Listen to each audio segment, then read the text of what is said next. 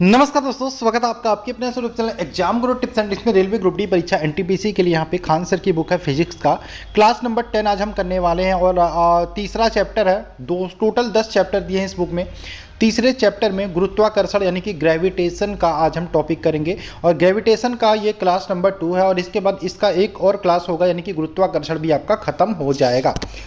और next chapter से हम क्या करेंगे, पदार्थों के सामान्य गुण। ठीक है, टोटल 10 है, तीसरा हम कर रहे हैं। और एग्जाम से पहले एकदम तीनों बुक मैं कोशिश करूंगा खत्म हो जाए आपका। नहीं होता तो मैं बायोलॉजी भी साथ में लेके चलने के लिए तैयार हूँ। ठीक, चलिए शुरू करें क्लास को। आई होप अपने चैनल को सब्सक्राइब कर लिया होगा, बेल का आइकन क्लिक कर लेना। देखो 3-4 वीडियो डेली अपलोड होते हैं, उसके नोटिफिकेशन नहीं मिलते, तो इसलिए टेलीग्राम ग्रुप जरूर ज्वाइन करें, जिसका लिंक मैंने डिस्क्रिप्शन में दे दिया है। चलिए आइए शुरू करें। पहला क्वेश्चन आपके सामने है, क्वेश्चन नंबर 31 से आज शुरू करेंगे। 30 हम कर चुके हैं कल। तो क्वेश्चन नंबर 31 है, साधारण तुला किस सिद्धांत पर कार्य करता है। साधारण तुला, नॉर्मल जो तुला होता है, तराजू होता है, वो किस सिद्धांत पर काम करता है, ये आपसे क्वेश्चन में पूछ रहा है। तो देखिए यहाँ पे साधारण तुला की बात करें तो ये मूवमेंट ऑफ इनर्शिया, आपने सुना है, बल आघूर्ण किस सिद्धांत पर कार्य करता है। ऑप्शन नंबर इसका 4 राइट आंसर हो जाएगा। क्या कि साधारण तुला किस सिद्धांत पर कार्य करता है, ये बल आघूर्ण movement of force, movement of inertia के सिद्धांत पर कार्य करता है। ऑप्शन नंबर 4 राइट आंसर हो जाएगा। क्वेश्चन नंबर 32 की बात करें, एक पिंड का द्रव्यमान 50 किलोग्राम है तो उसका भार किसके निकटतम होगा। भाई किसी पिंड का द्रव्यमान अगर जो दिया है तो आप क्या भार होता, क्या है भार, W बराबर m/g होता है। यानी कि द्रव्यमान दिया है आपका 50 किलोग्राम, तो जी आप 9.8 पुट अप कर लो। नहीं हो तो आसपास आपसे पूछा है तो 10 पुट अप करके देखो तो 500 आएगा।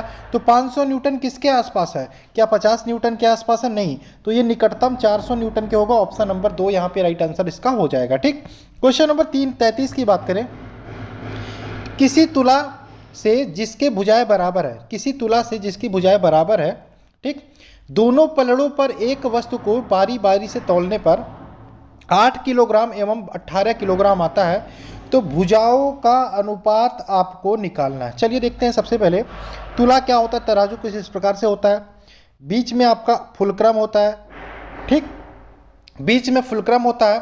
अब दिया है बराबर भुजाएं हैं, ठीक, तौलने पर एक तरफ हम 8 kg वजन रखेंगे, एक तरफ 18 kg, तो क्या होगा, ये बराबर होंगी नहीं, ज़्यादा वजन की तरफ झुक जाएंगी। ठीक, एक वस्तु को बारी बारी से तौलने पर 8 किलोग्राम एवं 18 किलोग्राम आता है, तो भुजाओं का अनुपात निकालना है। देखो भुजाओं का अनुपात निकालने के लिए सिंपल क्या करना, भुजाओं का अनुपात निकालने के लिए क्या करना, ये रूट इधर 18 है, इधर 8 है, बराबर करने के लिए क्या करना पड़ेगा, इधर 10, इधर आपका 8 रखना पड़ेगा।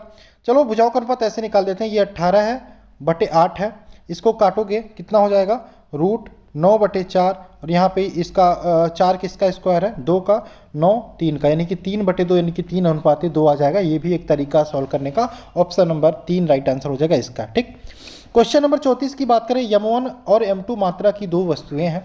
ठीक, m1 और m2 मात्रा की दो वस्तुएं हैं, a और b ऊंचाई से गिराई जाती हैं। ठीक, इसको थोड़ा ध्यान से देखना, इसको मैं थोड़ा सा छोटा करता हूँ जिससे आपको अच्छे से समझा सकूँ। ठीक, चलिए क्वेश्चन कह रहा है आपका, m1 m2 मात्रा की दो वस्तुएं a तथा b ऊंचाई से गिराई जाती है। चलिए देखते हैं। सबसे पहले दो वस्तुएं हैं, मान लो देखो प्रारंभिक वेग से गिराई जाती हैं, तो u बराबर आपका 0 हो जाएगा। ये तो आपको पता है, बताने की जरूरत नहीं है। दो वस्तुएं हैं, एक आपका m1, ठीक, दूसरी है आपकी m2, ठीक, और ये गिराई जाती हैं a तथा b ऊंचाई से, ये a ऊंचाई से और ये b ऊंचाई से गिराई जाती हैं। ठीक, चलो यहाँ तक कोई दिक्कत नहीं, प्रारंभिक वेग u बराबर 0 है। यहाँ पर त्वरण a = g कर सकते हो, यहाँ पर भी त्वरण a = g कर देते हो, जो कि नीचे की ओर गिराई जा रही हैं। ठीक, तब आपसे प्रारंभिक वेग 0 है, यहाँ पे ध्यान रखना। तो यहाँ पे लगे गिरने में लगे समय का अनुपात निकालना है। ठीक, तो आपका गति का दूसरा समीकरण पता है क्या होता है, s बराबर होता है ut + हाफ at की जगह पे, a की जगह पे gt² हो जाएगा।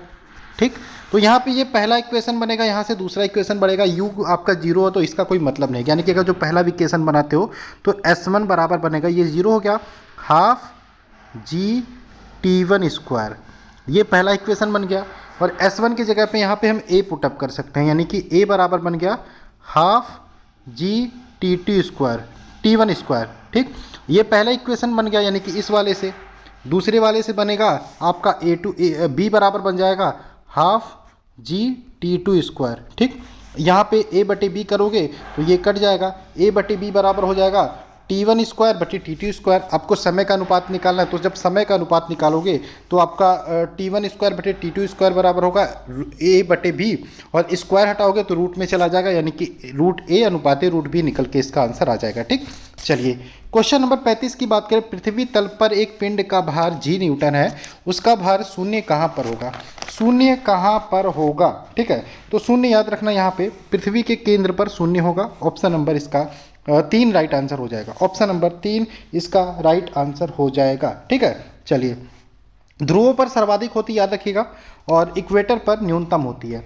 80 mm व्यास वाली केबल की सहायता से एक क्रेन 20 मीट्रिक टन का भार उठाती है, केबल पर लगता हुआ तन्य बल का मान कितना होगा? कितना? 20 मीट्रिक टन भार उठाती है, तो केबल पर जो भार लगेगा तन्य बल की बात करें आपका 80 सॉरी ये 20 मीट्रिक टन है, 20 गुणे आपका हो जाएगा यहाँ पे 20 गुणे 80 mm। ये देखो यहाँ पे थोड़ा सा एक गलत है, मुझे लग रहा है क्वेश्चन गलत है थोड़ा सा, ये 100 mm होगा, तो ये 20 गुणे 100 मल्टीप्लाई कर दोगे आपका 2000 किलो न्यूटन। आपका ऑप्शन नंबर इसका 4 राइट आंसर हो जाएगा। ठीक, चलिए ये इस बुक की बात करें, एरर थोड़ा ज़्यादा है, इस बुक में एरर थोड़ा ज़्यादा है। ठीक, क्वेश्चन नंबर 37 की बात करें। अगर किसी पिंड की दूरी पृथ्वी के केंद्र से दुगनी कर दी जाए तो उसके भार में क्या परिवर्तन होगा? अगर किसी पिंड की दूरी पृथ्वी के केंद्र से दुगनी कर दी जाए तो उसके भार में क्या परिवर्तन होगा? याद रखिएगा, तो इसका जो भार होगा वो चौथाई हो जाएगा। ऑप्शन नंबर 3 इसका राइट आंसर हो जाएगा। क्या हो जाएगा? चौथाई हो जाएगा। क्वेश्चन नंबर 38 की बात करें। दरवाजों के हत्थे दरवाजे के उस छोर पर होते हैं जो कब्जे वाले छोर से अधिकतम दूरी पर होते हैं। ऐसा क्यों होता है भाई? तो ऐसा याद रखिएगा, वह वहाँ लगाया जाता है जहाँ पे आघूर्ण अधिक हो, यानी कि दरवाज़ा खोलने में आसानी हो। ठीक, चलिए क्वेश्चन नंबर 39 की बात करें। पृथ्वी पर किसी वस्तु का द्रव्यमान एवं भार 4 किलोग्राम है। द्रव्यमान 4 किलोग्राम और भार दिया 29.4 न्यूटन। जो चंद्रमा पर उसका भार एवं द्रव्यमान क्या होगा? भाई मैंने कल ही बताया था, कहीं पर जाओ आपके द्रव्यमान में कोई परिवर्तन नहीं होता, भार में परिवर्तन जी के कारण होता है। ठीक, तो यहाँ पे सारे आंसर में देखो कहीं ना कहीं द्रव्यमान भी परिवर्तित कर दिया है, तो द्रव्यमान में जब कोई परिवर्तन नहीं होता तो ऑप्शन नंबर इसका 4 राइट आंसर हो जाएगा, इनमें से कोई नहीं। ठीक, द्रव्यमान वही रहेगा 4 किलोग्राम और भार आपका परिवर्तित हो जाएगा।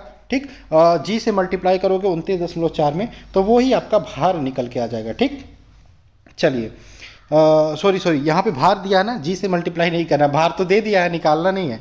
तो अगर जो चंद्रमा पर भार देखना हो तो पृथ्वी के अपेक्षा 1/6 होता है, यानी कि 29.4/6 कर दोगे तो आपका चंद्रमा पर भार आ जाएगा। ठीक, चलिए क्वेश्चन नंबर 40 की बात करें। किसी पिंड का भार जिस यंत्र से मापा जाता है उसका नाम क्या है? किस यंत्र से मापते हैं? तो याद रखिएगा, किसी पिंड का भार हम कमानीदार तुला से माप सकते हैं। Option number A right answer होगा। क्वेश्चन नंबर 41 की बात करें। पृथ्वी के गुरुत्वीय क्षेत्र से बाहर निकलने के लिए पिंड का न्यूनतम प्रारंभिक वेग कितना होना चाहिए? तो आपका पलायन वेग का मान पता है 11.2 किलोमीटर पर सेकंड। Option number A. 42 की बात करें। भूपर्पटी के नीचे स्थित होता है, भूपर्पटी के नीचे स्थित होता है, क्या आंसर होगा? भूपर्पटी के नीचे क्या स्थित होता है? तो याद रखिएगा मेंटल क्रस्ट, मेंटल कोर आपने पढ़ा है ना, है। चलिए क्वेश्चन नंबर बात करें 43। 2 मीटर लंबी छड़ ए बी सिरे ए से 120 मीटर सेमी दूरी पर चाकू की धार पर संतुलित होती है। उसी सिरे ए पर 100 ग्राम का भार रखने पर छड़ अपने केंद्र पर संतुलन में आ जाती है। छड़ का भार निकालना। देखो यहाँ पे कहना क्या चाहता है, एक मैं फिगर बना के समझाने की कोशिश करूँ आपको। यहाँ पे थोड़ा सा फ़ोन में जगह कम पड़ता है, इसलिए एक्सप्लेन करने में दिक्कत होता है। ठीक, चलिए 2 मीटर लंबी छड़ है, 2 मीटर लंबी छड़ ए बी। ठीक है, ए बी है 2 मीटर लंबी छड़, मान लो ए बी है 2 मीटर लंबी छड़। यहाँ पे लंबी छड़ है तो यहाँ पे कहीं ना कहीं केंद्र होगा जहाँ पे, ठीक है, और जहाँ पे संतुलन अवस्था में होगा। लंबी छड़ ए से 120 सेंटीमीटर दूरी पर, ए से 120 सेंटीमीटर दूरी पर चाकू की धार पर संतुलित है। यानी कि अगर जो कहीं पे 120 सेंटीमीटर की दूरी पर, ये क्या हो गया भाई, है ये क्या हो गया, ए है, ये आपका फुलक्रम है, कहीं पे संतुलित है चाकू की धार पे 120 सेंटीमीटर दूरी पर। ठीक, और दिया है आपका, और दिया है उसी सिरे पर 100 ग्राम का भार रखने पर। यहाँ पे अगर जो हम 100 ग्राम का भार रखें और यहाँ पे जहाँ पे संतुलित है, मान लो यहाँ पे संतुलित है, यहाँ पे भार हम W कर देते हैं। 100 ग्राम का भार रखने पर, 100 ग्राम का भार रखने पर छड़ अपने केंद्र पर संतुलन में आ जाती है। छड़ का भार क्या होगा? छड़ का भार क्या होगा। तो छड़ का भार निकालने के लिए बात देखो भाई, W है, W गुणे ये आपका देखो थोड़ा सा बड़ा टिपिकल हो जाता है, मतलब इसमें जगह थोड़ा सा दिक्कत होता है, इसलिए समझाने की दिक्कत होती है। मैं देखूंगा, कोशिश करूंगा कि लैपटॉप से अगला जो चैप्टर है वो लैपटॉप में करें, जिससे जगह भी हो, जिससे आपको समझाने में दिक्कत हो। एक तो लिखने में इसमें इशू हो जाता है, ठीक। W गुणे क्या हो जाएगा, ये देखो A है, ये B है, और अगर जो हम यहाँ पे देखें ये C हो जाएगा, और ये मेन पॉइंट है इसका, जहाँ पे पहले संतुलन में था, भार ना रखो, अगर जो कोई तराजू है वो संतुलित में रहता है, वो O वाली अवस्था है, ठीक। तो W गुणे OC, ये वाला OC हो जाएगा, ये हो गया, और बराबर हो गया A पे हम यहाँ पे भार 100 है, 100 गुणे आपका हो जाएगा OA। इसको आप सॉल्व करोगे, आंसर निकल के आ जाएगा। यहाँ पे देखो आपका जो OC है पूरा 120 दिया है, और आपका जो OA है 100 दिया है, तो आपका 500 ग्राम निकल के आ जाएगा, ऑप्शन नंबर 3। 44 की बात करें, किसी पत्थर को किसी भवन की छत के किनारे से गिराया गया, यदि वह 2 मीटर ऊंची खिड़की को 0.5 सेकंड में पार करे तो खिड़की के ऊपरी किनारे से छत कितनी ऊपर है, ठीक। तो इसको भी आप सॉल्व करना थोड़ा सा, इसमें गति का दूसरा समीकरण लगेगा, ठीक है, 0.098 मीटर आ जाएगा, ऑप्शन नंबर इसका 2 हो जाएगा। क्वेश्चन नंबर 45 की बात करें, पृथ्वी के किसी वस्तु का पलायन वेग कितना होता है। ये वाला क्वेश्चन जो लास्ट वाला मैंने छोड़ा आपको आपके लिए, ये क्वेश्चन आपके रेलवे के एग्जाम में नहीं आने वाला, क्योंकि बहुत लंबा है। पृथ्वी के किसी वस्तु का पलायन वेग होता है, तो पृथ्वी पे किसी वस्तु का पलायन वेग की बात करें, वस्तु के द्रव्यमान से स्वतंत्र होता है, ऑप्शन नंबर 3 राइट आंसर हो जाएगा। क्वेश्चन नंबर 46 की बात करें, पृथ्वी की त्रिज्या 6.4 गुणे 6 मीटर है, यानी कि R दिया है पृथ्वी की त्रिज्या, G दिया है गुरुत्वीय त्वरण, और कैपिटल G दिया है, तो पृथ्वी का द्रव्यमान क्या होगा। पृथ्वी का द्रव्यमान क्या होगा, आपको यम निकालना है, कैपिटल लेना। आपको पता है G बराबर होता है GM बटे R स्क्वायर, ये होता है, ठीक। आपको द्रव्यमान निकालना है, तो यम बराबर क्या हो जाएगा, इसी फॉर्मूले से यम बराबर हो जाएगा GR स्क्वायर बटे G, कैपिटल G, ठीक। इसमें देखो स्मॉल g की वैल्यू दी है, पुट कर दो, कैपिटल R की वैल्यू दी है, पुट कर दो, इस कैपिटल G की वैल्यू दी है, पुट कर दो, आपका आंसर निकल के आ जाएगा कितना, 6 गुणे 10 पे घाते 24 kilogram, option number 2 right answer होगा, ठीक। चलिए क्वेश्चन नंबर 47 की बात करें, किसी स्थान पर सरल लोलक की लंबाई 1 मीटर है, उसके दोलन का आवर्तकाल 2 सेकंड है, तो उस स्थान पर गुरुत्वीय त्वरण निकालना है।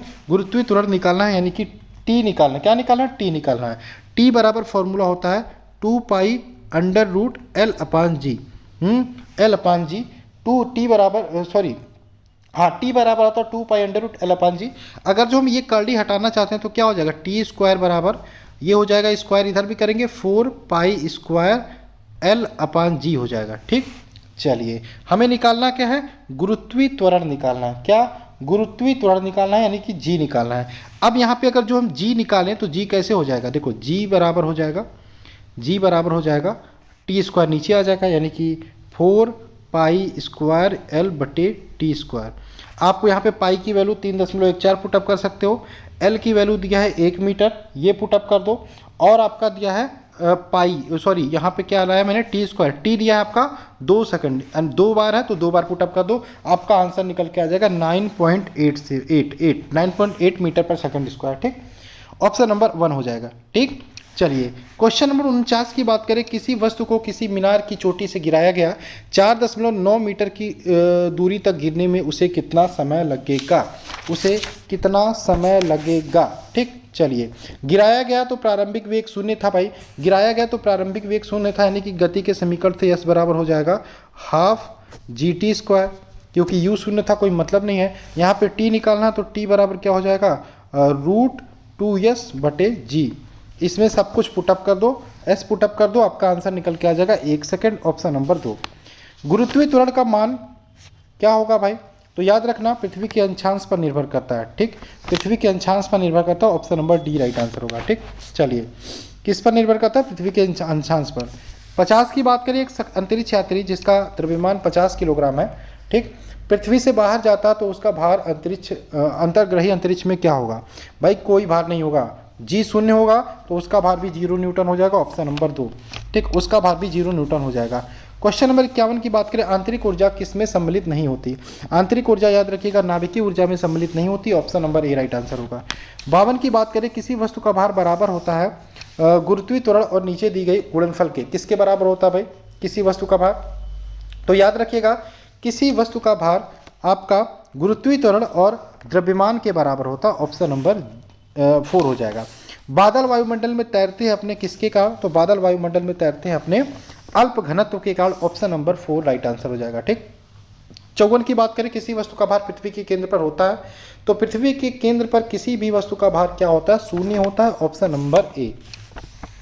55 की बात करें, दो वस्तुओं के बीच गुरुत्वाकर्षण बल निम्नलिखित में से किस पर निर्भर नहीं करता है, किस पर निर्भर नहीं करता है, तो उनके द्रव्यमान के योग पर निर्भर नहीं करता, ऑप्शन नंबर 3। 56 की बात करें, न्यूटन के गुरुत्वाकर्षण नियम की क्या प्रयोगशाला में पुष्टि की जा सकती है, पुष्टि नहीं की जा सकती, लेकिन यह सत्य है। क्या आंसर होगा भाई, केवल पृथ्वी पर ही है। देखो भाई, न्यूटन के गुरुत्वाकर्षण के नियम को प्रयोगशाला में पुष्टि की जा सकती है, ऑप्शन नंबर ए यहाँ पे राइट आंसर हो जाएगा। ठीक, चले आगे क्वेश्चन नंबर बात करें 57। यदि कोई अंतरिक्ष यान पृथ्वी के केंद्र से पृथ्वी के 2 अर्धव्यास दूरी पर हो तो उसका गुरुत्वीय त्वरण क्या होगा। हाँ, यदि कोई अंतरिक्ष यान पृथ्वी के केंद्र के 2 अर्धव्यास की दूरी पर हो तो उसका गुरुत्वीय त्वरण याद रखिएगा, इसका 2.45 मीटर पर सेकंड स्क्वायर होगा, option number D. Question number 58 की बात करें, यदि कोई ऐसा ग्रह हो जिसका द्रव्यमान पृथ्वी से 2 गुना, अर्धव्यास 3 गुना और उस ग्रह की सतह पर 10 किलोग्राम द्रव्यमान की वस्तु का भार, ये देखो ये वाला क्वेश्चन थोड़ा सा देखो एक बार, ये क्या आंसर होगा भाई, क्या आंसर होगा, इसका आंसर हो जाएगा एक, यदि कोई ऐसा ग्रह जिसका द्रव्यमान पृथ्वी से 2 गुना, अर्धव्यास 3 गुना, तो उस ग्रह की सतह पर 10 किलोग्राम द्रव्यमान की वस्तु का भार क्या होगा, 2.2 न्यूटन हो जाएगा, ऑप्शन नंबर 1। 59 की बात करें, गुरुत्वीय त्वरण का मान क्या होगा भाई, याद रखिएगा गुरुत्वीय त्वरण का मान पृथ्वी के अक्षांश पर निर्भर करता है, ऑप्शन नंबर 4। 60 की बात करें, आज के सेशन का लास्ट क्वेश्चन। ठीक, इसके बाद जितने भी क्वेश्चन 24-25 बचते हैं इस चैप्टर में, इसको हम कल करके खत्म कर देंगे। पत्थर के किसी टुकड़े को किसी चोटी से गिराया जाता है, ये देखो ये क्वेश्चन अधूरा है, ये क्वेश्चन अधूरा है, इसको छोड़ देते हैं, तो इतने क्वेश्चन करते हैं। ठीक, अब कल हम ये वाला चैप्टर खत्म कर देंगे। न्यूमेरिकल कुछ ज़्यादा ही आ जा रहा है तो इसलिए थोड़ा सा दिक्कत हो रहा है, स्क्रीन छोटी होने के नाते। मैं आपको तरीका बता दे रहा हूँ किस तरीके से सॉल्व करो। देखो भाई, आप थोड़ा सा खुद से भी मेहनत करो। अगर जो आप न्यूमेरिकल सॉल्व नहीं करोगे, बार बार कैलकुलेटर का यूज करोगे, आपकी प्रैक्टिस रहेगी जोड़ घटाना गुणा भाग करने की, तभी सही रहेगा, तभी आपका सिंप्लीफिकेशन भी अच्छा होगा और आपके क्वेश्चंस भी बनेंगे। ठीक, तो मैं तरीका बता देता हूँ किस तरीके से सॉल्व करना, सब कुछ आपको सिर्फ आंसर रख के उसको सॉल्व करना है। ठीक है, चलिए भाई, क्लास को लाइक करिए। चलिए मिलते हैं इस क्लास में, बाय बाय, जय हिंद, जय भारत।